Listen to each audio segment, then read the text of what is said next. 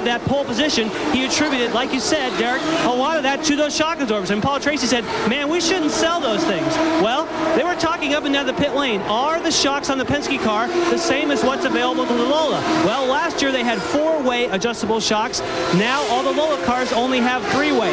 It turns out that Penske is giving these Lola competitors the exact same shock they use, a 3-way valve shock. So Penske Shock Absorbers is giving their competitors something that's making them go right to the front. Well, Paul Tracy's going to learn something from Roger Penske there, that Roger is a sportsman.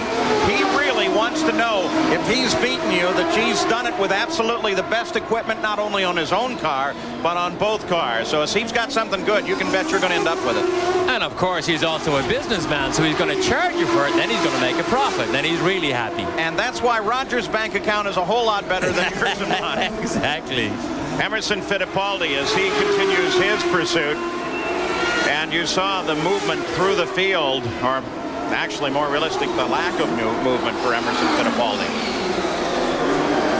I don't know why it is, but Emerson just seems to have lost that little spark that is so necessary in this final drive for the championship.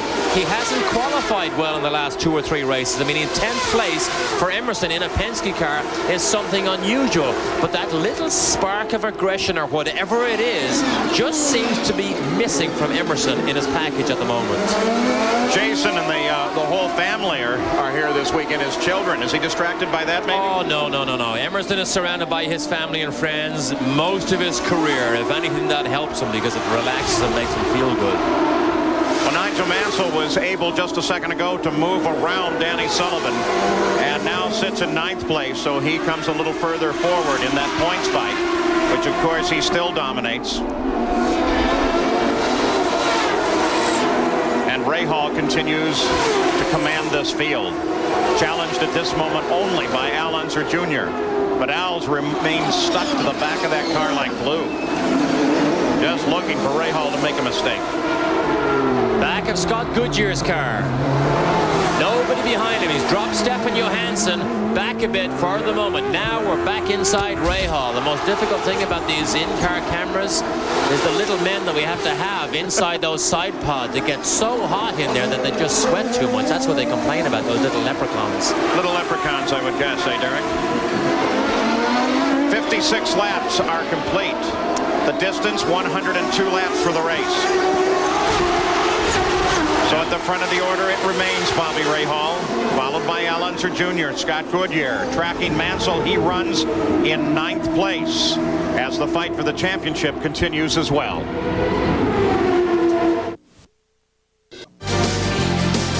Focal point of Vancouver, Stanley Park, dedicated by Lord Stanley in 1889. Gigantic, beautiful, full-service park with totem poles, gardens, a zoo, an aquarium, restaurants, and miles of walking and biking trails. It is magnificent, and everybody enjoys it. Back on the circuit is Bobby Ray Hall, who has just completed his 59th lap of 102. The chase by Al Unser Jr. continues. Jr. just seems to sit there and stalk and wait and look for an opportunity, one that has not yet been presented by Ray Hall. Great street fight here. You can see how close Junior gets to the walls, exiting some of these chicanes. See it right there. It sticks those left-hand wheels almost against the wall. But Ray Hall is never flustered in situations like this. We very seldom ever see him make a mistake when he's under pressure like this. See the car a little bit sideways there under heavy power. Second gear accelerating away here. Derek, last week we were talking about the fact that some of the Ford-powered cars didn't necessarily have all the upgrades that others did. What's the situation at Ford now?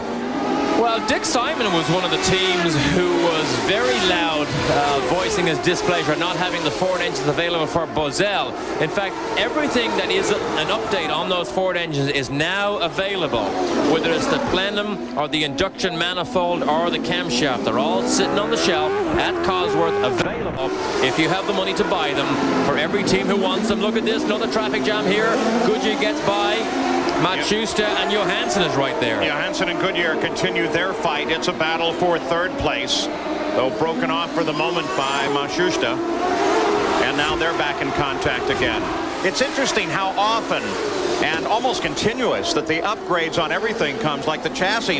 It was interesting to me that Jimmy Vassar's team, Jimmy Hale and that group, were actually waiting for some parts to come in after the first session yesterday for their car that would be bolted on to make it a full upright car by the end of the day. See, the problem is it's so competitive now that you have to have ongoing development programs. And I know we did discuss this at Elkhart Lake about Ford and Lola and Simon not getting it, but I think you have to remember Ford's factory teams are the Newman Haas team and Ari Lyondike. They do enjoy preferential treatment, but remember, they also take the risks of running the new equipment. It could break and it could be to their detriment. So there is a bit of a give and take situation here. Totally a risk-reward situation. Jan Bikas, you have an update. Paul, we are just about to see a pit battle as far as position. Al Unser Jr. believes that what happens here in the pit is going to dictate what happens as far as moving up a position. You are looking at a fuel probe. All the Indy cars have to use, the teams have to use this probe. These seals right here show that it's been approved by IndyCar. They have to have all the same orifices here, and they're checked before every race. This is what dictates the speed of a stop. It takes 12.5 seconds to flow 40 gallons of methanol through that hose. Everyone has to have the same hose, the same tank, and the same probe. All you can do, Paul, to make it go faster, just like you would port an engine, is that you would have to actually go inside and smooth out all those orifices. But everybody has to use this. It'll make all the difference at this next stop. It has been interesting in the past, too, to see how people have looked at that situation. Like, they found out several years ago that a larger hose would actually help them. You study hydraulics, you think, well, maybe not. But isn't it interesting that sometimes the classroom and practice tend to differ? Those principles that maybe you're taught in physics class don't always work out quite the same way on the racetrack. And of course, what flows down through those hoses is methanol. Environmentally friendly fuel, I believe, that these Indy cars use. In fact, something that Roger Penske this morning was saying to you that we don't take as much advantage of is the fact that you're sitting here on methanol and not a petrochemical. It makes a lot of good horsepower. It's very friendly to the engine as well because it helps cool the engine, helps prevent detonation, and as you suggest, is friendly to the environment. On board, Nigel Mansell. Mansell runs in 9th place. And his teammate Mario just ahead. I'm telling you, this is a great fight here. We have traffic. That was Jeff Wood. We saw him move over to let the leaders by. Look what Mario does. Goes down the straight on the right-hand side. Oh, and he locks it up. Look at him. Almost loses it. He still closes on Teo Fabi, who sits just ahead of him in 7th place.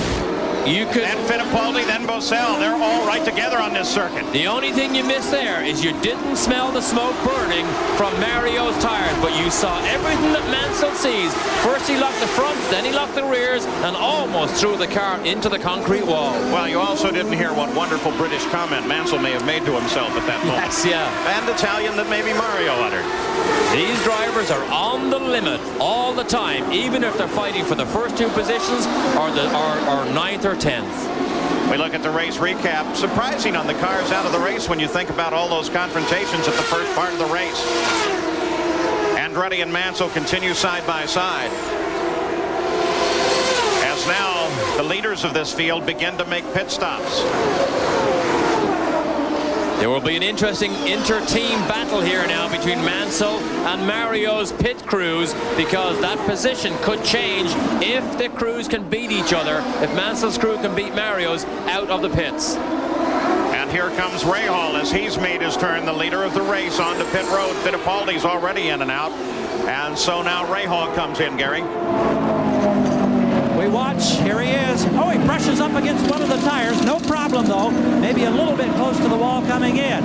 It's interesting because in the next pit behind him will be Al Unser Jr., and we were wondering if he'd be coming on the same lap. Don't see him at the moment. Everything routine for Rahal. They've got the tires changed. Fuel's in. Bobby Rahal, in search of his first victory this year, is out of here. Here's something that may make a difference. Al Jr. stayed out. He's on a very light fuel load. If he can charge around and get back to his pit and get service quickly, remember, he has done a lap on a light fuel load as opposed to Rahal on a heavy fuel load. But look, he has to make a pass here of Emerson. That may slow him down. Yeah, but of course, there's a good comparison. Emerson, who has been in and out of the pits, the full load of fuel on that car as well as the light car that Al Unser Jr. is driving, and little Al continues to circulate this circuit. Now, thanks again to the EDS scoring system that IndyCar uses, we know that the last time by, Al Unser Jr. picked up almost 5 seconds on around Bobby Rahal as he streaked by when Rahal went into the pits. Here comes Goodyear in second place, John.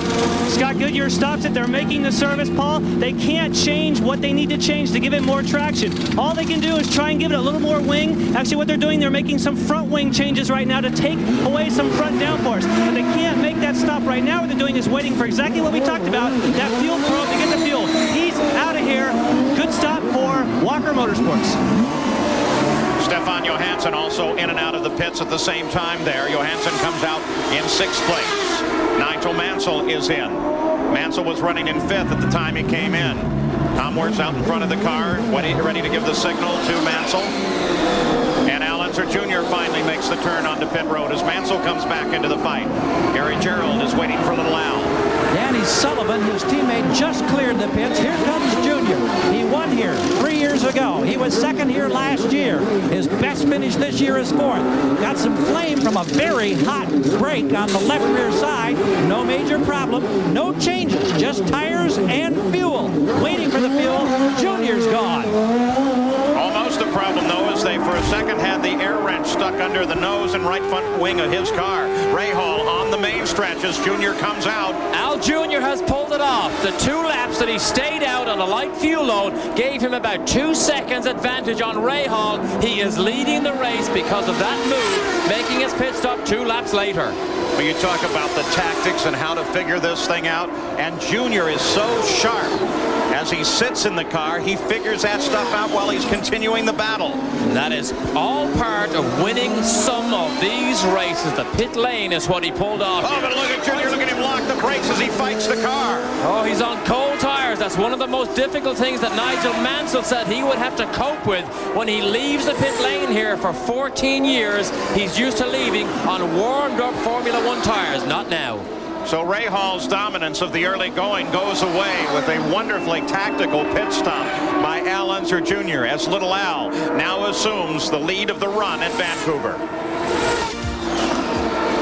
While we watch Canadian Scott Goodyear, who runs in 3rd place, as Al Unser Jr. has played a wonderful little game in the 2nd and final pit stop of the day. And there it is right there, the whole race in that one little graphic. Al Unser Jr. came into the pits just before the stop. Rahal was leading, but when little Al came out, he ran just long enough on a light load to be able to make the stop and come out in 1st place.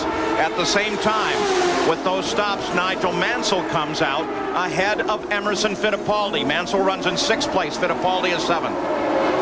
Well, the fight still continues here. You can see that Mansell did not get by Mario during those pit stops, so they stayed stable. Sullivan goes wide, Mansell down the inside, and that's Emerson follows. Sullivan not part of this fight. He had to come into the pits an extra time after that last stop, so he has fallen 2 laps behind the rest of the field and runs in 11th place. There are 9 cars on the leader lap.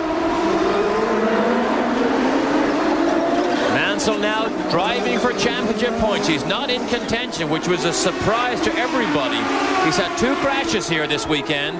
This is the 5T car, the X car he's actually racing here, because his original race car, he crashed it here on Friday and was unable to repair it. Had to go to the backup car, but he was immediately fast in that car. But even at the surprise of me and probably himself,